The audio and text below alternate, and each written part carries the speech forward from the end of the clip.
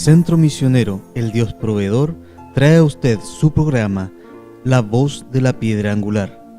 Lo invitamos a disfrutar un extracto de una conferencia dictada por el conferenciante internacional del Apocalipsis, el Dr. William Soto Santiago. Deseamos que esta conferencia sea de gran bendición y crecimiento espiritual para cada uno de ustedes. Y ahora, con ustedes, nuestro amigo y hermano, el Dr. Reverendo William Soto Santiago.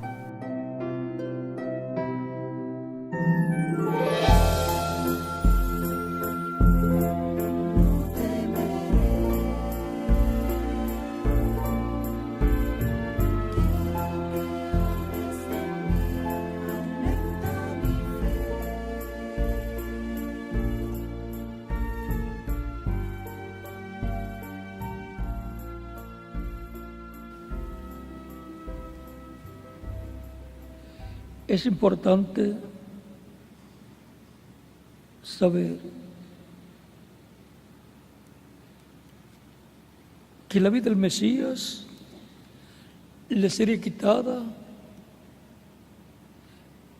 en la semana número 70, o sea, después de las 69 semanas de la profecía de Daniel, capítulo 9, verso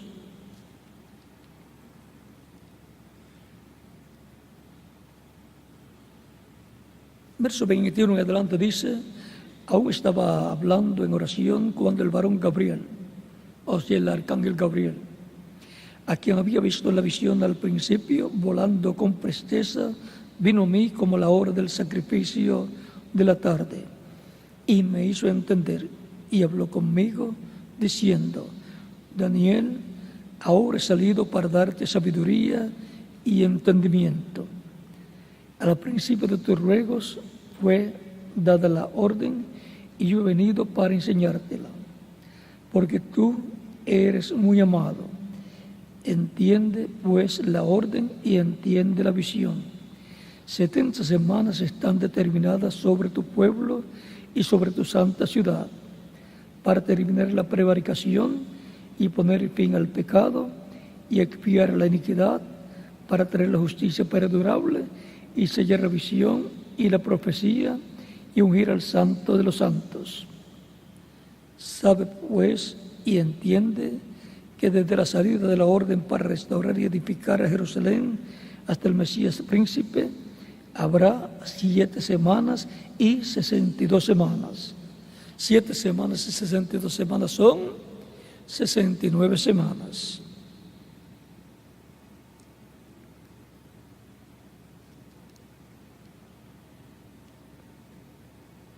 Se volverá a edificar la plaza y el muro en tiempos angustiosos.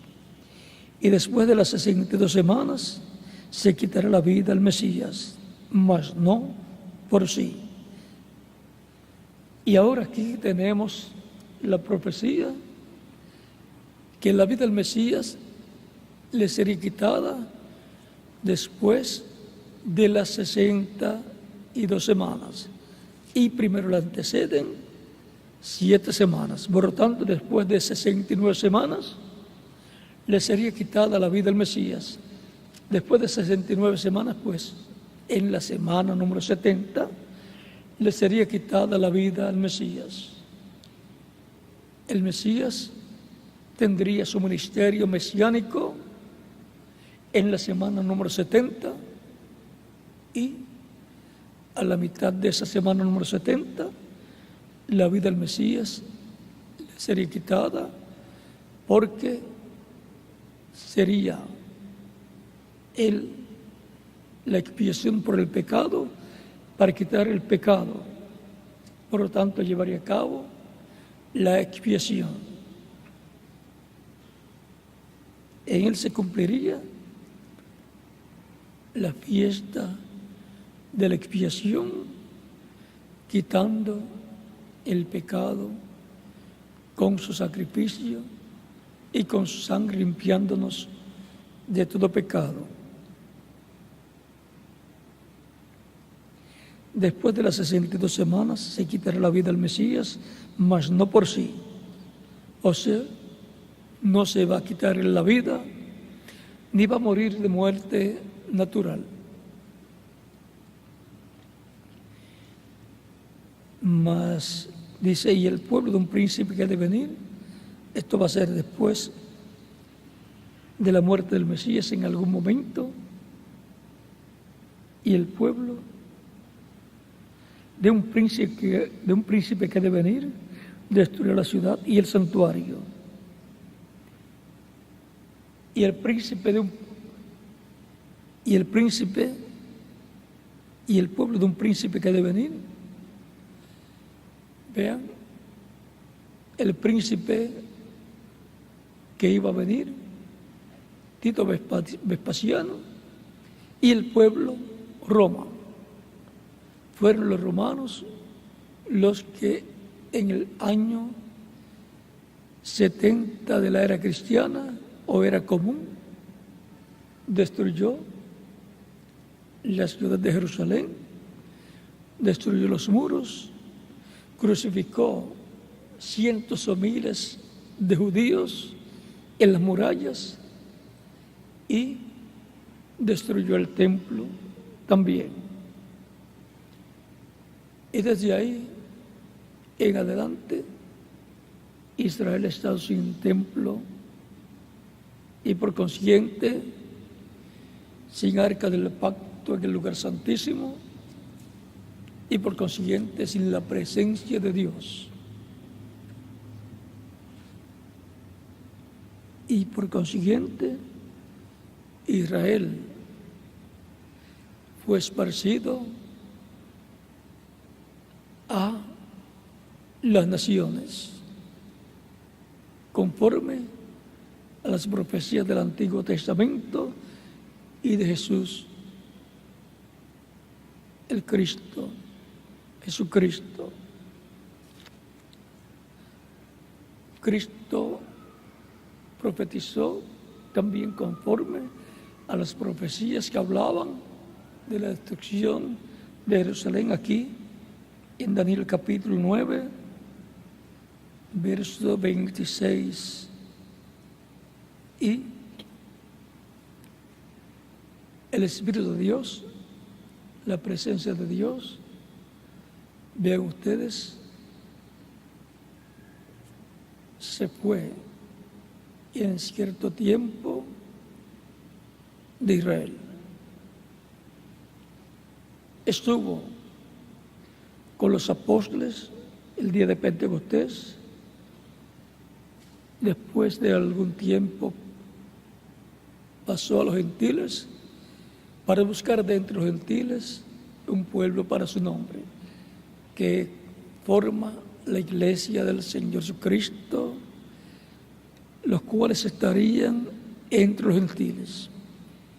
Aunque quizás la mayor parte hayan sido descendientes judíos o hebreos, porque las 10 tribus que fueron esparcidas por el mundo en el tiempo pasado a causa de los 2 becerros de oro que colocaron allá en medio de las 10 tribus, y eso fue Jeroboam quien colocó esos becerros de oro para que el pueblo no fuera a Jerusalén a adorar a Dios y no se regresara a Roboam, rey de Judá o rey del norte o rey del sur, más bien. No se fueron al reino de David, sino que quedaran con Jeroboam. Y eso fue pecado de idolatría. Fue el paganismo, la misma religión de Babilonia, la cual las 10 tribus recibieron de Jeroboam. Y por esa causa fueron esparcidas por el mundo las 10 tribus y las tribus donde colocaron los becerros. Encontramos que tuvieron problemas. No aparecen en Apocalipsis capítulo 7, pero después más adelante sí aparecen en el reino milenial. Esas tribus que no aparecen en Apocalipsis capítulo 7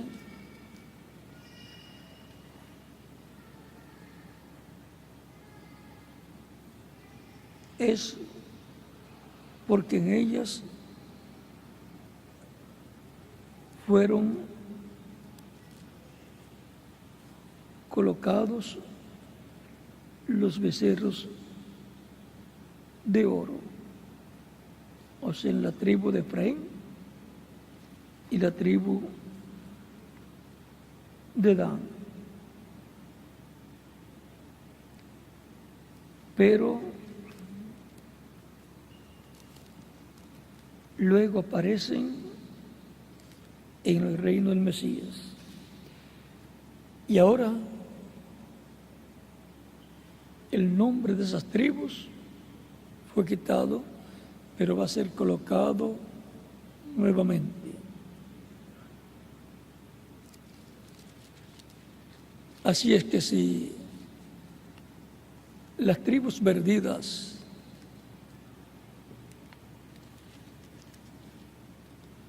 no o han tratado de localizarlas, cuánto más las 2 tribus que el nombre de ellas fue borrado de debajo del cielo, o sea que están más escondidas todavía. Pero recuerden que Efraín, y por consiguiente la tribu de Efraín,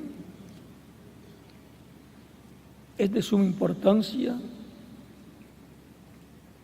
en el programa divino y por consiguiente la restauración del reino de David. Primera de Crónicas, capítulo 5, nos muestra lo que Dios tiene en la tribu de Efraín y Manasés. Dice los hijos de capítulo 5 de Primera de Crónicas, los hijos de Rubén, primogénito de Israel, porque él era el primogénito, mas como violó el lecho de su padre, sus derechos de primogenitura fueron dados a los hijos de José, hijo de Israel, y no fue contado por primogénito. Bien que Judá llegó a ser el mayor sobre sus hermanos y el príncipe de ellos, mas el derecho de primogenitura fue de José. Sin el derecho de la primogenitura y sin la primogenitura que corresponde a José y que pasó a Efraín y a Manasés. Manasés representa a los judíos y Efraín representa a la iglesia del Señor Jesucristo. La bendición de la primogenitura pasa a la iglesia del Señor Jesucristo y una parte pasa a Manasés, el pueblo hebreo, que está representado en 144,000, hebreos 11,000 de cada tribu. Por lo tanto, el reino del Mesías, o reino de Dios, o reino de David, y su restauración requiere de la unión de las 10 tribus y de la tribu de Judá y tribu de Benjamín. O sea, se requiere que las 12 tribus estén juntas para la restauración. Podemos decir 12 tribus, las 12 tribus, o 13 tribus. Si decimos 12 tribus, entonces no mencionamos a Efraín y Manasés, sino José. Porque en José están, y de José vienen la tribu de Manasés y la tribu de Efraín.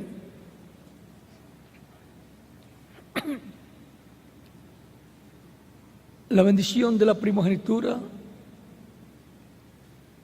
le echó Jacob en el capítulo 48 del Génesis, versos 21 en adelante, sobre José, cuando bendijo a los hijos de José. José llevó a sus hijos para que antes de morir Jacob bendijera a sus hijos o nietos de Jacob o Israel. Y como él sabía que la bendición de la primogenitura corresponde a la diestra, a la mano derecha, sobre quien coloque la mano derecha y bendiga, ese lleva la bendición principal, la bendición mayor. Y ya él tenía la experiencia, pues su padre lo había bendecido y él sabía que lo que dijo su padre echándole la bendición se hizo una realidad en él. Y lo que Jacob hablara, al hablar la bendición, se iba a convertir en una realidad. Y así la bendición de Abraham pasó a Isaac, de Isaac pasó a Jacob, y de Jacob pasaría a los hijos de Jacob o Israel, y entre ellos estaría echando la bendición de la primogenitura.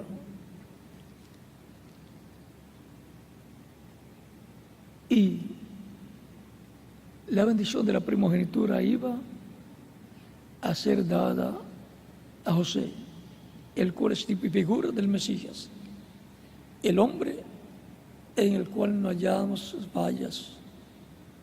A través de la historia bíblica, el tipo y figura más perfecto del Mesías, más perfecto de Cristo, y profeta, hombre con las dos conciencias juntas. Jacob tendría algunos 91 años cuando tuvo a su hijo José. Por lo tanto, en su vejez tuvo ese hijo sobre el cual él echaría la bendición de la primogenitura, y antes de morir, la bendición de la primogenitura la pasó directamente a los hijos de José, Efraín y Manasés. Los colocó delante de Jacob. José colocó a sus hijos delante de Jacob, y para que quedara delante de la diestra de Jacob, el hijo mayor lo colocó frente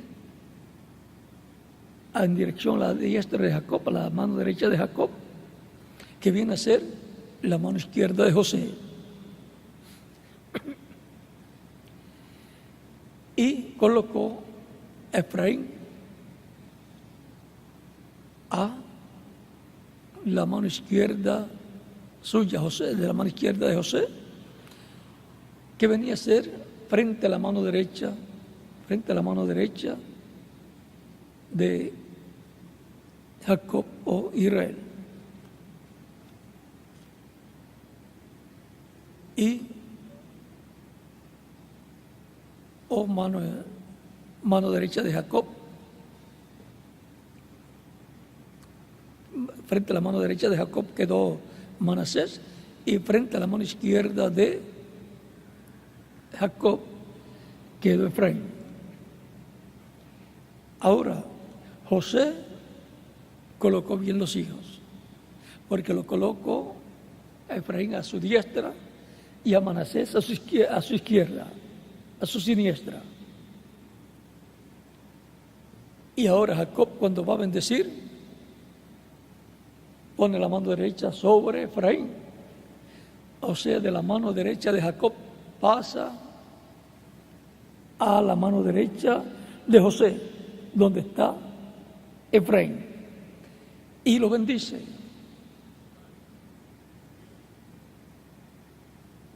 Y José le dice: no así, padre.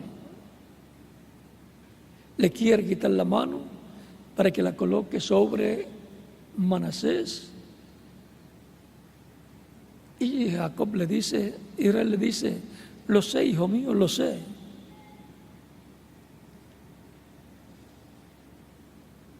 También Manasés va a ser grande, va a ser un pueblo grande.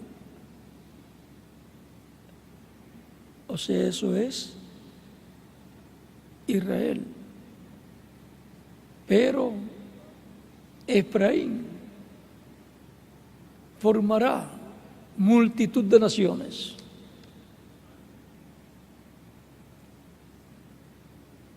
Por tanto,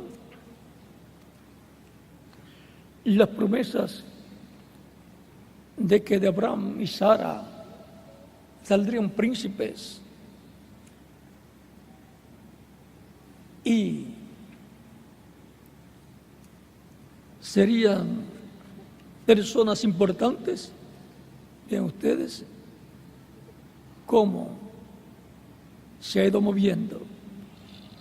Aunque un número muy grande, o la mitad, o 3/4 partes, o casi todo el cristianismo sea descendiente de Israel, descendiente de Abraham, físicamente, no importa, pues están en las tribus perdidas y no se han dado cuenta la gente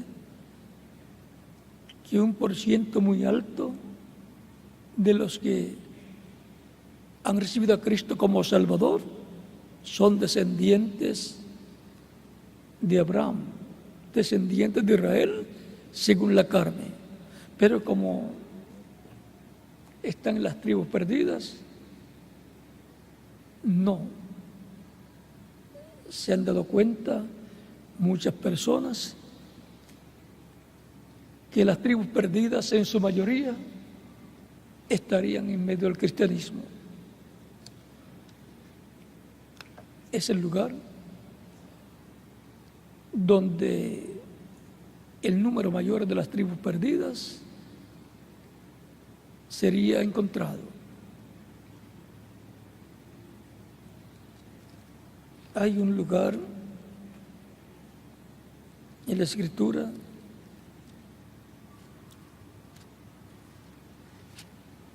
de Hebreos capítulo 2 que nos dice: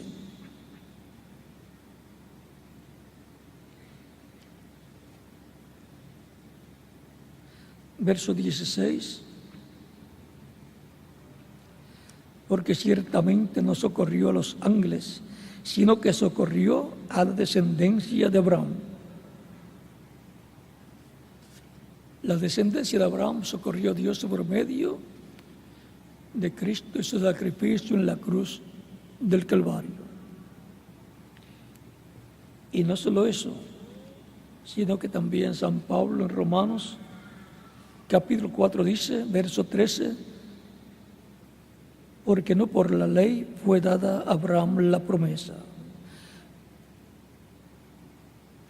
Porque no por la ley fue dada a Abraham o a su descendencia la promesa de que sería heredero del mundo, sino por la justicia de la fe.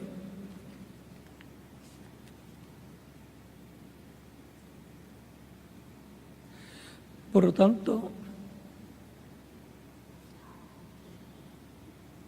la herencia del mundo entero corresponde al Mesías príncipe y serán coherederos con el Mesías, la iglesia del Señor Jesucristo y el pueblo hebreo, cada uno en la esfera que le corresponde. Por lo tanto, va a haber un entrelace del judaísmo con el cristianismo y el cristianismo con el judaísmo. Porque en el reino del Mesías van a estar los creyentes en Cristo también.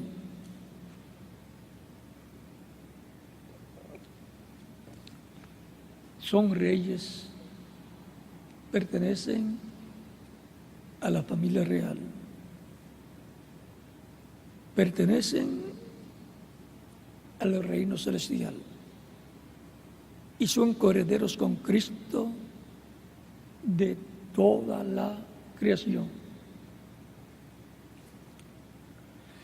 Por lo tanto, los amigos que aman más a Israel son los creyentes en Cristo. Son simiente de Abraham por la fe en Cristo. Y quizás en todos los tiempos el número ha sido muy grande de descendientes de Abraham, de descendientes de Jacob, de Israel, en medio del cristianismo. Mayormente de las tribus perdidas.